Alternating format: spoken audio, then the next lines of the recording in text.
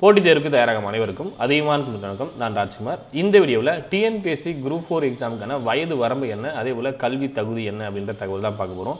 Maximum நீங்கள் TNPSC exam படிச்சுட்டீங்க அப்படின்னா இந்த தகவல் உங்களுக்கு தெரியலாம். புதுசாக படிக்கக்கூடியவங்க நிறைய பேர் கேட்கக்கூடிய சந்தேகம் என்ன அப்படின்னு பார்த்தீங்கன்னா, எனக்கு 32 ஆகுது, இல்லை 33 ஆகுது, 38 ஆகுது, நான் படிக்கலாமா வேண்டாமா, டிகிரி கம்ப்ளீட் பண்ணியிருக்கேன், நான் வந்து 12th கம்ப்ளீட் பண்ணியிருக்கேன், நான் டிப்ளமோ முடிச்சிருக்கேன், இந்த மாதிரி நிறைய பேர் நிறைய சந்தேகங்கள் கேட்குறீங்க.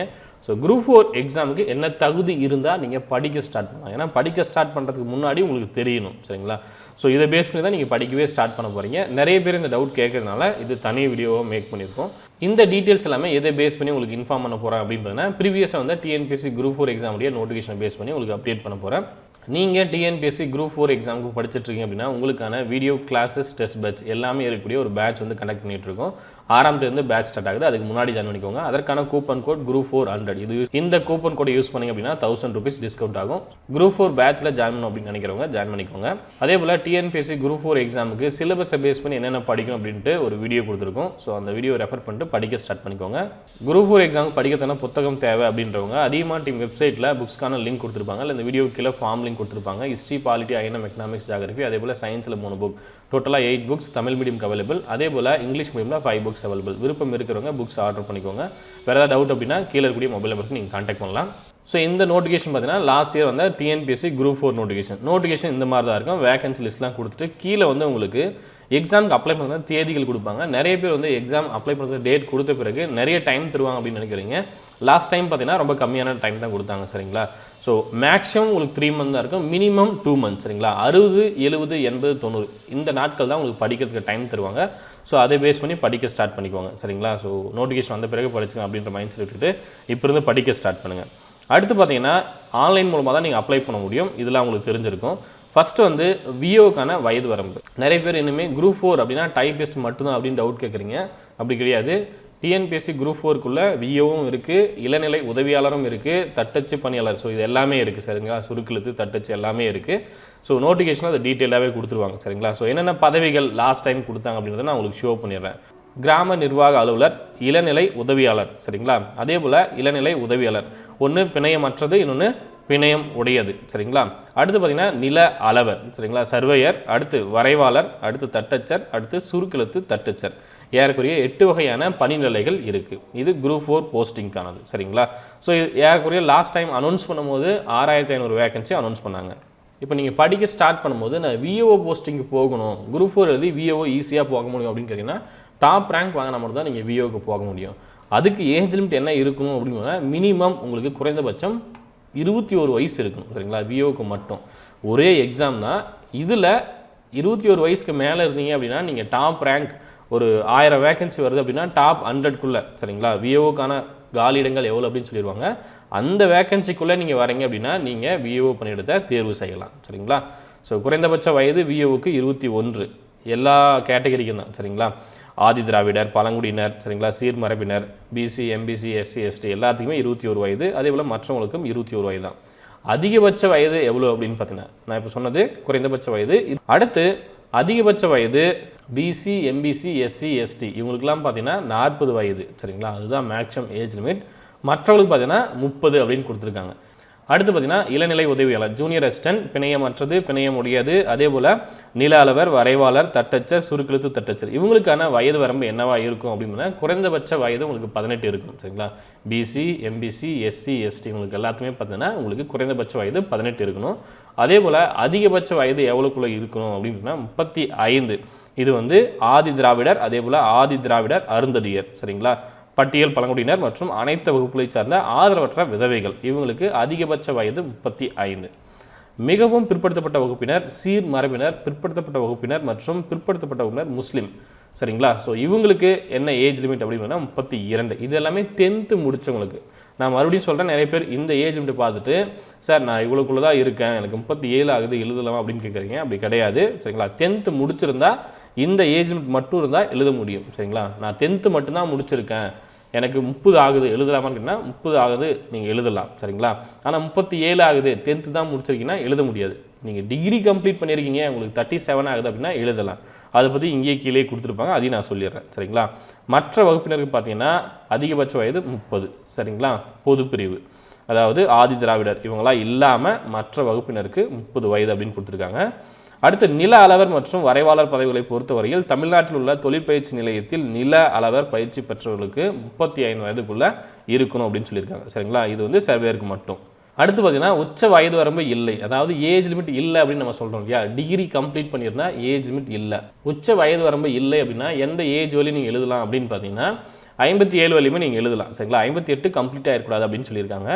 ஸோ இங்கேயே தெளிவாக சொல்லியிருப்பாங்க பாருங்கள். ஸோ இது ரொம்ப ரொம்ப முக்கியமானது. உச்ச வயது வரம்பு இல்லை அப்படின்னு கொடுத்துருக்காங்க இல்லையா. ஸோ இது எதை பேஸ் பண்ணி சொல்கிறாங்க அப்படின்னா உங்களுடைய கல்வி தகுதியை பேஸ் பண்ணி உங்களுடைய வயது வரம்பை ஃபிக்ஸ் பண்ணுறாங்க.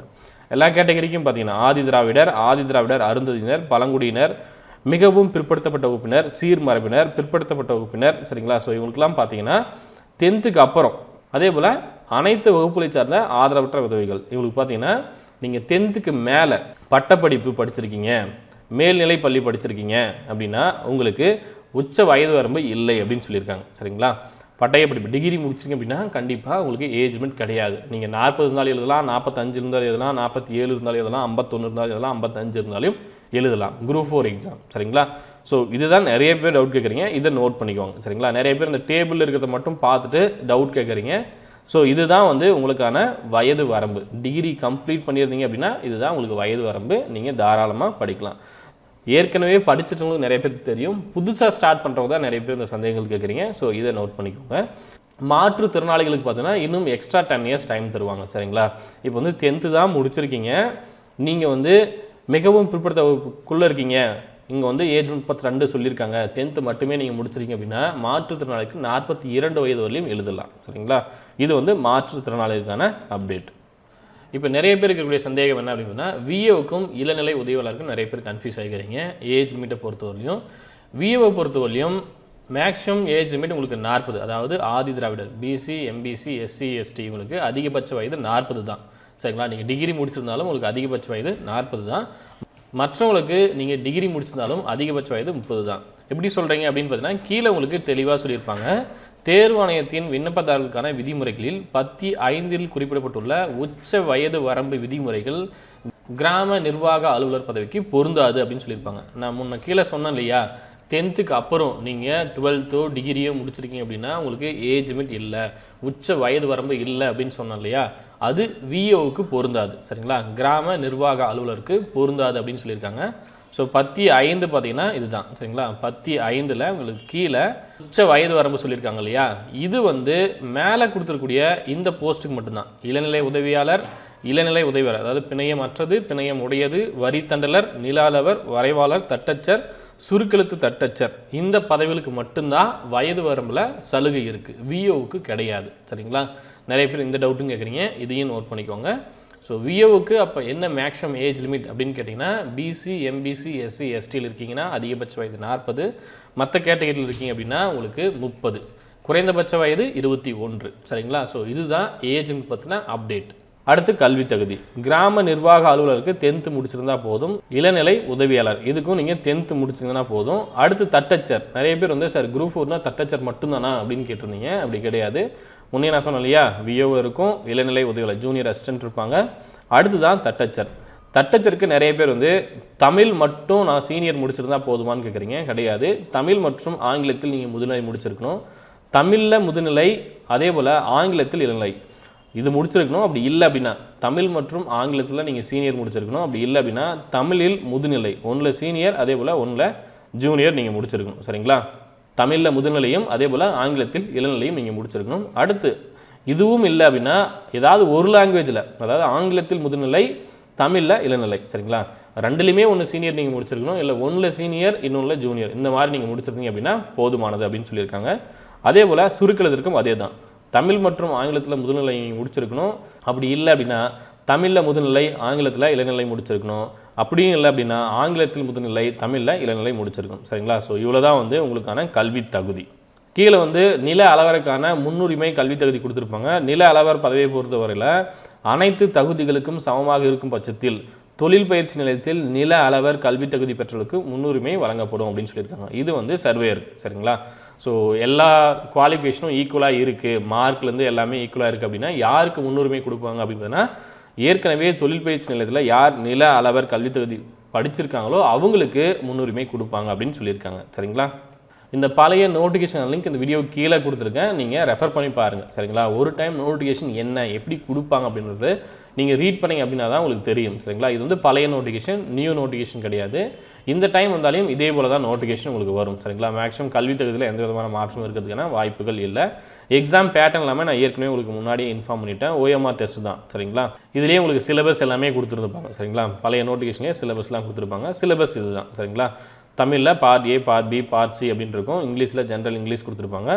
அது இல்லாமல் உங்களுக்கு GSல சயின்ஸு, அதே போல் current affairs, geography, history, polity, economics, அடுத்து இந்தியன் நேஷனல் மூவ்மெண்ட், INM, மேக்ஸ் இவ்வளோ தான் உங்களுக்கு இருக்கும். சரிங்களா? ஸோ இதுதான் உங்களுக்கான கல்வி தகுதி, வயது வரம்பு, சிலபஸ் பற்றின அப்டேட். இந்த நோட்டிஃபிகேஷன் ஒரு டைம் ரீட் பண்ணி பாருங்கள். கண்டிப்பாக உங்களுக்கு யூஸ்ஃபுல்லாக இருக்கும். நிறைய பேர் டவுட் கேட்டனால இந்த வீடியோவில் உங்களுக்கு அப்டேட் பண்ணுறேன். நீங்கள் எக்ஸாம் படிச்சிட்ருக்கீங்க அப்படின்னா எந்த புக்கை ரெஃபர் பண்ணி நீங்கள் படிக்கணும் அப்படின்னா ஸ்கூல் சமச்சர் புக்கை ரெஃபர் பண்ணி படிங்க. ஸ்கூல் சமச்சர் புக் உங்களுக்கு கிடைக்கல அப்படின்னா அதிகமான டீம் வந்து SCERT புக்ஸ் ரெடி பண்ணியிருக்கோம். டாப்பிக்கை பேஸ் பண்ணி அரேஞ்ச் பண்ணியிருக்கோம். சரிங்களா? ஒவ்வொரு தலைப்புகளுக்கும் என்னென்ன பாடங்கள் நீங்கள் படிக்கணுமோ அதை வேர் டு ஸ்டடி பேஸ் பண்ணி ரெடி பண்ணியிருக்கோம். தமிழ் மீடியமுக்கு 8 books, history, polity, INM, economics, geography, அதே போல் சயின்ஸில் ஃபிசிக்ஸ், கெமிஸ்ட்ரி, பயாலஜி. சரிங்களா? அந்த புத்தகம் வேணும் அப்படின்றவங்க இந்த நம்பர் கான்டாக்ட் பண்ணி புக்ஸ் வாங்கிக்கோங்க. இல்லை அதிகமான வெப்சைட் போய்ட்டு நீங்கள் ஆர்டர் பண்ணிக்கலாம். இங்கிலீஷ் மீடியமில் 5 புக்ஸ் அவைலபிள். அதே போல் நீங்கள் வீட்டிலேருந்து படிச்சுட்ருக்கீங்க, ஒர்க் போயிட்டு படிச்சுட்ருக்கீங்க, உங்களுக்கு வீடியோ கிளாஸஸ் டெஸ்ட் பேட்ச் வேணும், நான் என்ன படிக்கணும் எப்படி படிக்கணும் அப்படின்றத கைட் பண்ணிட்டு வீடியோ கிளாஸஸ் கொடுத்தீங்க அப்படின்னா நான் ஃபாலோ பண்ணி படிச்சுட்டு கண்டிப்பாக எக்ஸாம் கிளியர் பண்ணிடுவேன் அப்படின்னு நினைக்கிறவங்க வீடியோ கிளாஸஸ் டெஸ்ட் பேட்ச் எல்லாமே இருக்கக்கூடிய ஒரு பேட்ச் கண்டக்ட் பண்ணுறோம். சரிங்களா? ஸோ அந்த பேட்ச் பார்த்தீங்கன்னா அப்டேட் நான் ஆல்ரெடி கொடுத்துருப்பேன். இந்த பேட்ச்சில் ஜாயின் பண்ண விருப்பம் இருக்கிறவங்க Group 400 அப்படின்ற கூப்பன் கோட் யூஸ் பண்ணிக்கோங்க. 1000 rupees டிஸ்கவுண்ட் ஆகும். Group 4 பேட்ச்சில் ஜாயின் பண்ணி படிக்க ஸ்டார்ட் பண்ணிக்கோங்க. இந்த பேட்ச் கண்டிப்பாக வீட்டிலேருந்து படிக்கிறது ரொம்பவே ஹெல்ப்ஃபுல்லாக இருக்கும். இந்த வீடியோ உங்களுக்கு பிடிச்சிருந்தால் லைக் பண்ணுங்கள், கமெண்ட் பண்ணுங்கள், மறக்காமல் உங்கள் ஃப்ரெண்ட்ஸ் வீடியோ ஷேர் பண்ணுங்கள். நன்றியுடன் அதிகமான குழுமம் கற்றலை தவம் ஆற்றலை வரும். நன்றி, வணக்கம்.